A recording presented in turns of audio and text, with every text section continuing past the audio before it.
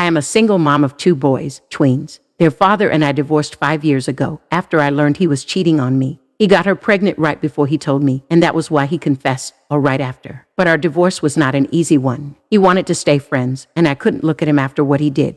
He and I were together for over 13 years. He was also a friend before he was my boyfriend and husband, and to have him betray me and treat me that way was awful. He married his affair partner. They had a daughter within months of our separation, followed by a son after our divorce and their marriage. Last year they lost a baby, which led to the discovery that his wife had cancer. What followed was a lot of fighting between the two of us again. He wanted me to help him and his wife out. He said their children, currently very young, needed family beyond just him and his wife. His own family disowned him for our divorce. They were highly religious, and she has no family. I told him it would be over my dead body. I would help him. He argued that it was for the children, and if not for his kids with her, then for our boys, who could see their family heal and be one. I told him he stopped any chance of that happening when he cheated on me. I didn't expect him to tell his daughter's school to call me when she got sick. He was at work at the time and couldn't leave apparently because he had already missed a lot of work due to his wife, who was at home recovering from chemo. I got the call and was asked if I would pick her up, and I said no. Several hours later, I got reamed on the phone by him for leaving his sick child at school when I knew they had nobody. This was when he told me he couldn't leave and that his wife was resting. I told him the babysitter for his son should have been called over me. He told me he was in daycare and I should be ashamed because he was a sick child who was going through a lot and I could have helped. He told me he hoped our sons would be ashamed of me. They aren't. And I argued back with him over the phone at the time. But I guess part of me does feel bad for the child. My sons also sensed an atmosphere while they were with their dad after the incident when they talked about me, and I hate that for them. Am I an idiot? Not an idiot. What kind of fool lists his ex-wife as the emergency contact for his affair child? He is a fair child. The audacity of him to get mad at you. The only children of his you need to care for are the ones you share with him. Do not let him tell you otherwise. Too bad he thanked his own life, but that's not your problem. If he can handle the situation he got himself into, he needs to figure out how to get through it. You're not responsible for his mistakes. While it's unfortunate his wife has cancer, you're still not obligated to help him at all with anything except related to your children. He can apologize and make amends with family, or go out and make friends and get support that way. It's not your job. This makes me think you're his backup too. He needs a woman who will put up with his BS, which smells like he's preparing for either outcome with his affair wife. If he ropes you in now and then she passes, he'll have a backup wife who will take responsibility for his affair with the children. I wouldn't be surprised if, should the new wife lose to cancer, the ex was trying to get back together with OP to try to win her over and get her to marry him again. Not just for taking on mothering roles for him, but full on becoming his wife again. Honestly, I was wondering if this was something that can be solved by going back to court as well. There's got to be a way to force this man to back off from trying to force his affair child on his ex-wife. OP, please sign your kids up for some counseling because this guy's a JRK when he doesn't get what he wants, and they should have the tools to deal with their father's BS behavior. Make sure you contact the school and tell them to remove your contact details from the records of any child that isn't yours. And unless they're told directly from you, they're not to contact you regarding these children. Story 2. My sister has been dating this guy, Josh, for around 7 years now, with seemingly no intent to get married. My sister believes marriage is a scam, doesn't desire it at all, and is fine with being just a girlfriend to her boyfriend. Multiple times my parents and I have tried explaining to her that getting married is not just about wearing a wedding dress and all, and that there are legal advantages and perks that she won't be able to have if she's unmarried. She said there are solutions, and marriage is neither a wish for her nor Josh. We are deeply conservative and religious and take marriage seriously. So when I had my wedding a few months ago, I didn't invite Josh because he's not officially tied to my sister. I told her she could have her views on marriage and I can have mine, and if she wants me to respect her decisions and views, she has to respect mine too. And I'm uncomfortable with inviting couples who are neither engaged nor married to my wedding. She held it against us for all these months, only attended the ceremony, stayed at the reception for half an hour, and then left, so she was basically absent from my wedding. Anyway, a couple of weeks ago, she got into an accident and was hospitalized for a few days. The hospital had a strict close relatives only policy, and basically only my parents could visit my sister as first-degree relative. So Josh couldn't see her, and he was mad that they wouldn't allow him. She was out of the hospital soon with no serious injury. But I used what happened as an opportunity to teach my sister why her being a little girlfriend is way different from being a wife. If she and Josh were married, he wouldn't have missed out on visiting her in the hospital, so his lack of visitation is their fault. My sister now believes I'm the idiot for using her accident to teach her a lesson. But I don't believe I am, since maybe this could be a wake-up call for both of them. You are an idiot. You became an idiot the second you started punishing her for her opinion. I've never heard of someone requiring couples at a wedding to be engaged or married, ever. And I'm square in the heart of the Bible Belt where they teach abstinence in schools with a straight face. But you're right that being married offers important legal advantages, and it's not just about tradition, but excluding her longtime boyfriend from your wedding and lecturing her after a serious accident that put her in the hospital. You suck, and honestly, you're a case study in how religious conservatives manage to miss the point of Christian teaching. You decided to hurt someone who should be a close friend and partner because she didn't follow the letter of the law as you see it. I'd recommend reading about the Pharisees and taking a good long look in the mirror. Hospitals respect common law relationships as being a close family. However, the family obviously made it clear to hospital staff that he was not to be included, which is just sickening. My son and I have been together for almost 10 years. Never once has he been turned away at the hospital while I was there for not being legally married. The family prevented him from visiting, not the hospital. Terrible. OP, you're wrong on so many levels. First, her relationship is none of your business, and your methods of forcing them together in marriage might end in no contact with her. Worry about your own relationship instead of other people's. And yes, using an emergency situation to shove your ideals down someone's throat is absolutely idiot behavior, hands down. Story 3. My 45-year-old mother, 76, is a very simple person. My father abandoned us when the youngest was an infant, and my mother was never the same mentally. I have a good financial condition. I try to help her as much as I can with groceries and bills, but it's very complicated because my mother refuses to come live with me and remains in the terrible house that my father gave her in the divorce. My brother, my sister-in-law, and their 3 children, a young male teen, a male tween, and a younger female, live in the house at the back, and the house was tiny with a big yard. My brother built his house in the back and made the house even smaller, and he used my mom as a free babysitter to take care of the kids he had, not to mention the dogs he adopted, and never paid for their food, and several times their children went to eat at my mother's house. Keep in mind that my mother receives a low salary in retirement that's only really enough for her to support herself. I've been saving money for over a decade to buy her a house, and I finally got it.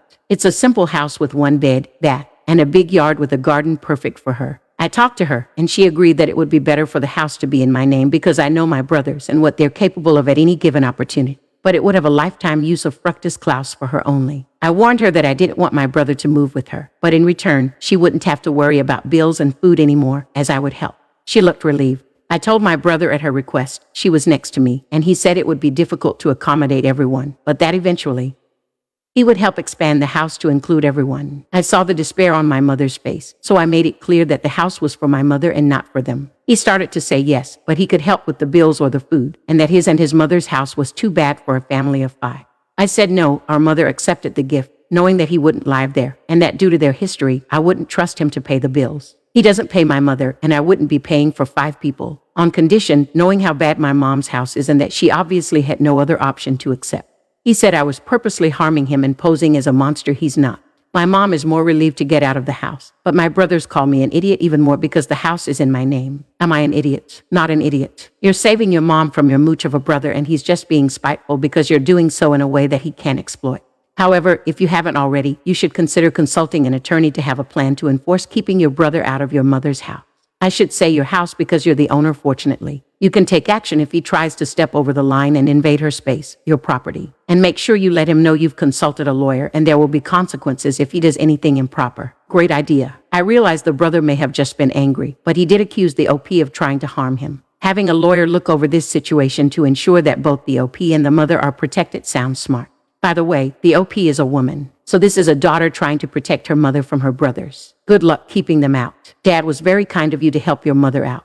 You don't owe your brother anything. He's a leech and jealous of your mom's new home. Strongly suggest putting a Ring doorbell to keep an eye so they don't try any sketchy stuff like trying to stay overnight and then never leaving. Freeloaders and gaslighters are the best at turning good deeds into harmful and manipulative actions because it doesn't suit them. If they have a problem with supporting themselves, it's time for them to figure it out. They've gotten 2 decades of extra help. You don't owe them anything else. Story 4. My sister Jennifer is a horrible person. My sister divorced her first husband, Wayne, to marry her current husband, Lance. Lance is also an awful person. Lance said he didn't want to raise Wayne and Jennifer's daughter, Andrea, and only cared about having biological children. As a result, Jennifer gave full custody to Wayne because Lance was more important to her than Andrea. No one in the family has spoken to Jennifer since. Andrea was a toddler when Jennifer left her for Lance. Andrea is in grammar school and was raised by Wayne and his wife, Emily. Andrea knows Emily's not her biological mother, but my niece says Emily's her real mom anyway, and she doesn't care to know who her birth mom is. We have a great child therapist ready if Andrea ever needs her, but Andrea says she's not needed her yet. Andrea's birthday was 2 weeks ago. We went to build a bear, and I bought her a bear with several accessories. I also got her a Mickey Mouse waffle maker. Andrea was so happy that she was smiling the entire day. Wayne and Emily posted pictures of Andrea on the family website eating Mickey Mouse waffles, saying they were delicious, courtesy of myself. I blocked Jennifer on all social media. It was a friend who got a message from Jennifer that was meant to go to me. Jennifer explained in the message that my nephews, Colton and Ryder, were starting school soon and she and Lance struggled to afford school supply.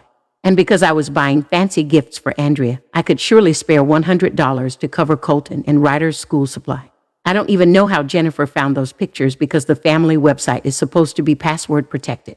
I told Jennifer that I would not be sending a dime to her or Lance. She abandoned Andrea for some guy. She doesn't get to come back to the family she left now that she needs a favor. And besides, she and Lance are grown-ups, and if they can't afford things, it's not my problem. Jennifer told me how awful of an uncle I was and kept trying to get me to call her. But I had my friend block her and that was over. Several people, like my co-worker, are saying that I should be the bigger person for Ryder and Colton because they're innocent in this, and it's unfair that they go without school supplies because their parents can't afford them. They said I could donate the school supplies directly so I wouldn't have to worry about Jennifer or Lance misspending the money. I have no relationship with my nephews, and people say this is a great opportunity to become involved in their lives and be a positive role model where Jennifer and Lance may fail them. I get it's not fair to Ryder and Colton, but it's ridiculous for me to subsidize their schooling expenses while having no physical or emotional role in their life.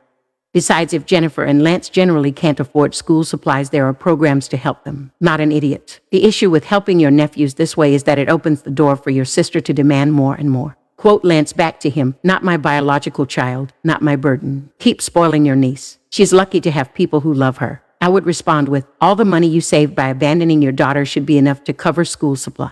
Any people trying to guilt you into giving Jennifer money are free to donate their own money if they're so concerned. Jennifer made her bed, as it were, and now she gets to lie in it. I hate when people say children are innocent when they're used as weapons to force contact. I hate being the bigger person and taking the high roads. If you open this door, you won't be able to close it. Also, someone gave her the password. Change it again. If she gets on the website, look for the person who's leaking to her. Story 5. My male 36, wife 27, and I just purchased our first home. We've always rented before. I'm what my grandmother called a shade tree mechanic.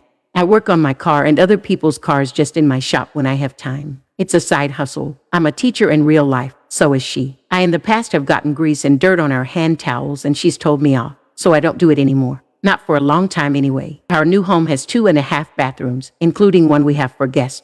She decorated it with all that stuff to make it look nice. Honestly, it's nicer than she decorated our en-suite in our room. She spent all week getting the house ready for our friends and family. She is very happy to show off our new home, as am I. I cleaned up the backyard and the shop to show my friends and family where I goof off. One thing she did was leave a note pinned to the hand towels in the guest bathroom. It said, "If you touch these, I will end you." And she had drawn a little skull and crossbones. When it was time for everyone to come, she told me to check everything and make sure it looked nice. I suppose one of the things I should have done is remove the note. I did not. We had an excellent party and everyone left with a full belly and a smile. The day after the party, we were cleaning up and I heard her call me by my name. She never calls me by my name. I hadn't done anything bad recently, so I wasn't sure why I was in trouble. I had not touched the hand towels and neither had anyone else. They were immaculate. She says I did it on purpose to make her look bad. I just missed the note. She called her mom and I heard her saying it was my fault. People thought she didn't want them using her towel. It's such a minor thing, but she's still mad at me. Am I an idiot? Not an idiot, but this is hilarious. Imagine being a guest and thinking you're not allowed to touch the hand towels because of an out-of-context sign.